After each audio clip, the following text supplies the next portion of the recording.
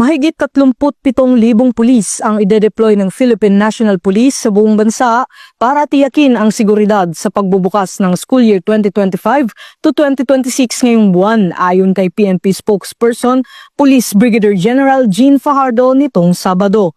Aniya 5,000 sa kanila ang ilalagay sa mga police assistance desk sa mga paaralan.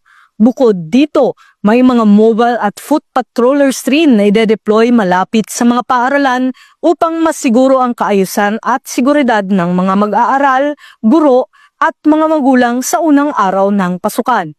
Ayon sa Department of Education, opisyal na magbubukas ang klase sa mga pampublikong paaralan sa June 16, 2025, alinsunod sa DepEd Order No. 12 Series of 2025. Ito ay bahagi ng pagbabalik sa dating school calendar bago ang pandemya.